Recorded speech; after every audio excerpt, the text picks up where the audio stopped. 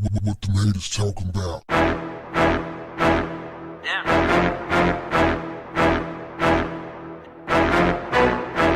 What's up, family? Hours after Kyle Rittenhouse broke down on the stand in front of a packed courtroom, LeBron James trolled the teenager, accusing the Kenosha shooter of putting on a show.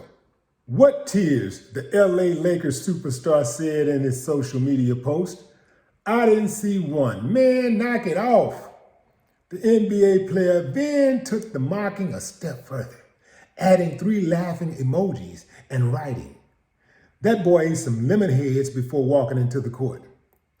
Rittenhouse was on the stand trying to convince a courtroom that he acted in self-defense when he shot at people during an August 2020 protest in Wisconsin. The killer, who's been hit with multiple criminal charges, including 2 counts of homicide, said, "I didn't do anything wrong. I defended myself." Yet, at one point during his testimony, he got so emotional trying to explain his actions, he began sobbing and couldn't get the words to leave his mouth. Kyle broke down in front of the microphone, forcing a break in the proceedings. But LeBron clearly thought it was a ruse to try to draw sympathy. Oh, fam, this is a roller coaster trial. The judge must be looked at with a microphone very closely. He admonished the prosecutors about the way that they questioned Kyle. I think he thought that they were too abrasive.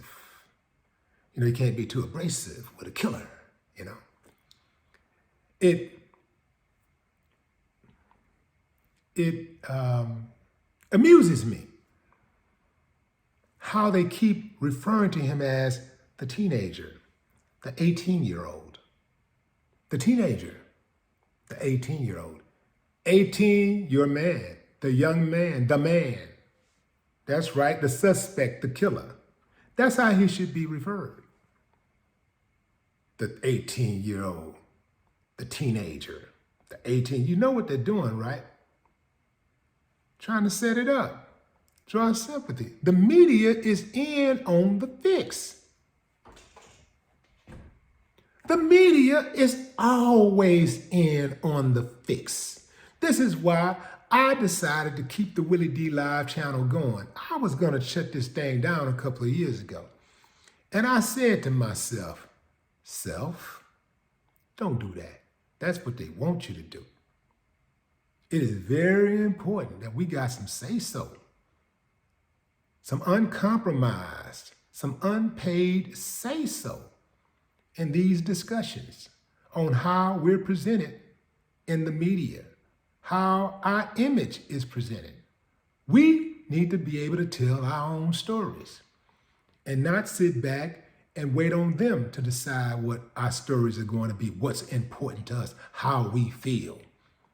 Because that's what happens when you put these stories out here, and the media got a very slick way of portraying people. They can say certain things to make you seem like you're the devil or you're the victim, you're a saint. It's all about the setup. Case in point, most of the time the police kill people, especially before there was cell phone video. The media would invariably say, the officer says the suspect drew the gun, the suspect reached for a gun, and he shot the suspect. No gun was found, but the officer's life was in danger. They start interpreting things for the officer. They say the officer's life was in danger. As a matter of fact, the officer's, with certainty, the officer's life was in danger. The media is part of the problem, a huge part of the problem. They're in cahoots with the government. They're in cahoots with law enforcement. Every now and then you'll get a maverick, somebody that just go out their way to just bring the truth. that person usually ends up dead or fired. Mainstream media, I'm telling you, family, I never trusted them. But all this stuff that's going on, I wouldn't be surprised if there's a mistrial or a hung jury. I'm not too certain that he will get all the way off, although I do know it's Wisconsin. It's Wisconsin. And there's a very good chance he could walk. The judge has been on this Rittenhouse dude's side from Jump Street. He's already told you who he's rocking with. And then he took a pause to thank veterans. Where this come from, man? Where? Okay, it's Veterans Day, whatever. That ain't got no place in the courtroom. It has no place in the courtroom because I ain't no veterans on trial. Ain't no veterans been killed in this situation as far as I know. So and even if there was, he would still be out of pocket for mentioning that. This judge, I don't trust him at all. I don't even trust the prosecutors. I think they all in it together. I don't trust none of them. Kyle Rittenhouse's disposition, it's a lot different from what it was on the night he murdered. He was excited about killing. You could tell. He just had that swagger. Like, yeah, I did it. Who else wants some? Then after he did it wasn't no crime. It wasn't, he didn't look like he had any remorse.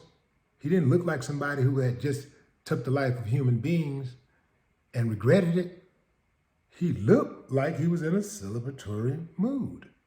All that fake crying Rittenhouse was doing, it would have been hilarious had people not been killed. And what about the police who just let him walk right by them with an assault rifle as people were screaming, he just killed somebody. He killed somebody. So now, fam, knowing everything that you know, do you believe he'll walk?